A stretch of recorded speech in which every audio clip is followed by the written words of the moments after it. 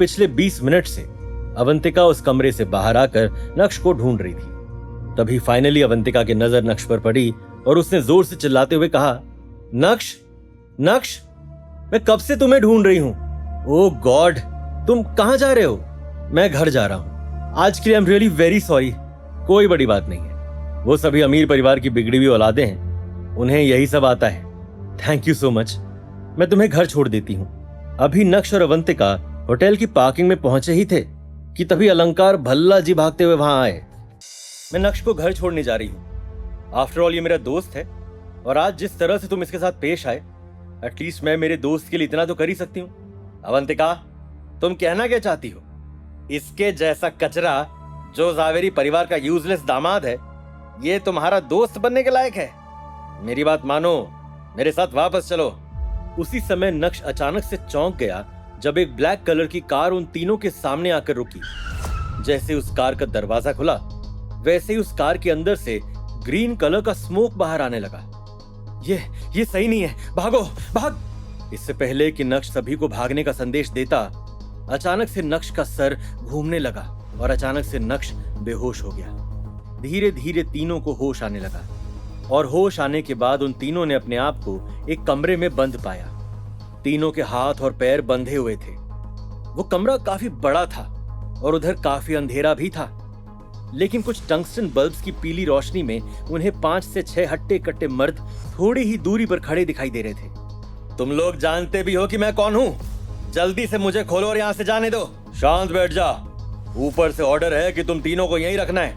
ऊपर से ऑर्डर है। तुम्हारे ऊपर जो है उसे बोलो कि मैं अलंकार भल्ला हूँ। बाहर आते ही सबकी चटनी बना दूंगा।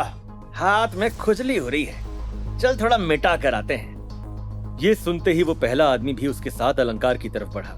मौका पाकर नक्श वहां से निकलना चाहता था, लेकिन वो पूरी तरह से नाकामयाब रहा। जैसे ही वो दोनों आदमी अलंकार के करीब आए, वैसे अलंकार ने जोर से चिल्लाते हुए कहा, छोड़ो मुझे, छोड़ो, छोड़ो। तुम लोग आखिर हो कौन? मैं तुम्हें बता देती हूँ कि मैं एक पुलिस वाली हूँ और मुझसे भिड़ना आसान नहीं होगा। हम बहुत अच्छे से जानते हैं कि तुम पुलिस वाली हो। तुम्हारा नाम ऑफिसर अवंतिका है, तभी तो हम तुम्हें यहाँ लेकर आए हैं। तुम लोग मुझे जानते हो? अवंतिका जी, क्या भूल गई? न जाने आपने अब तक मेरे कितने ही आदमियों को अरेस्ट किया है। परसों के दिन आप और आपकी पूरी टीम मुझे ही ढूंढ रही थी, लेकिन मैं आप लोगों के हाथ नहीं लगा। तुम दयाशंकर हो? तुम रीगल गैंग से हो ना? क्या चाहिए तुम्हें? अवंतिका जी तो आज काफी खुश होंगी। दो हैंडसम मर्द जो आपके साथ हैं। दयाशंकर, इन्हें जाने दो। तुम्हारे आदमियों को मैंने अरेस्ट किया है। ये सही कह रही है। तुम्हारा मैटर इसके साथ है, मेरा तो तुमसे कोई लेना देना भी नहीं है, तो मुझे क्यों पकड़ रखा है? जल्दी से मुझे खोलो, यहां से जाने दो। मैं तुम्हें बहुत सारा पैसा दूंगा। तुम कितना पैसा दे सकते हो? मेरी और अवंतिका की जान के लिए मैं तुम्हें 2 करोड़ रुपए दूंगा। 2 करोड़? क्या तुम्हें लगता है कि उन पैसों से तुम अपनी जान बचा सकते हो? ये बोलते हुए दयाशंकर हंसने लगा। और मैंने कब कहा कि तुम अपने पैसों से ऑफिसर अवंतिका की भी जान बचा सकते हो?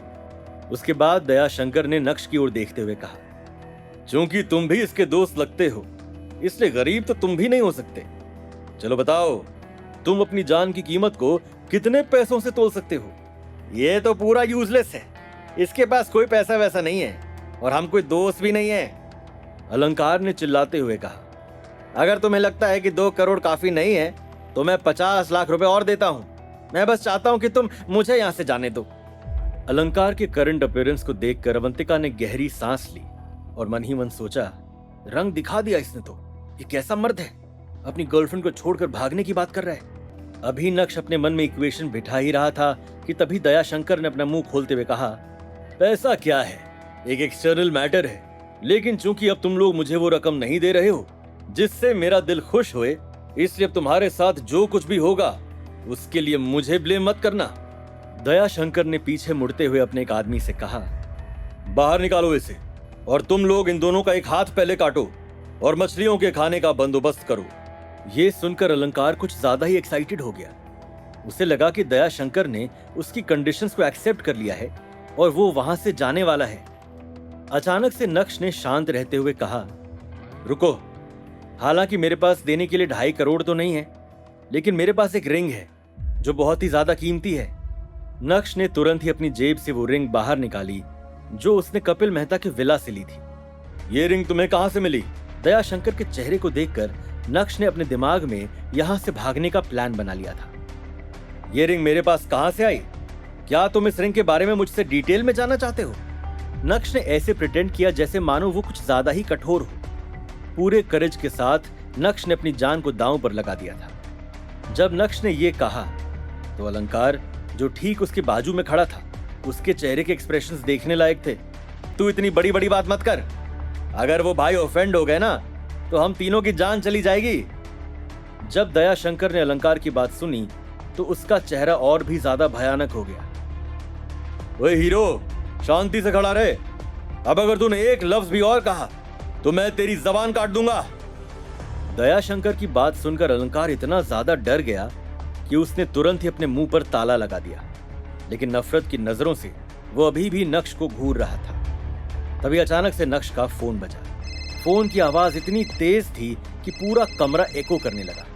जल्दी से नक्श ने अपना फोन बाहर निकाला तो देखा कि उसे अनिका का कॉल आ रहा था। क्या अनिका के इस कॉल से पड़ जाएगा नक्श का दाव उल्टा? कौन थी ये रीगल गैंग और क्या चाहती थी नक्श से? क्या उस रिंग को पाने के बाद दयाशंकर नक्श को छोड़ देगा? ये जानने के लिए देखिए अगला एपिसोड सिर्फ पॉकेट एफएम के YouTube चैनल पर, और इंस्टा एम्पायर के सारे एपिसोड सुनने के लिए डिस्क्रिप्शन में दी गई लिंक से डाउनलोड कीजिए पॉकेट एफएम ऐप।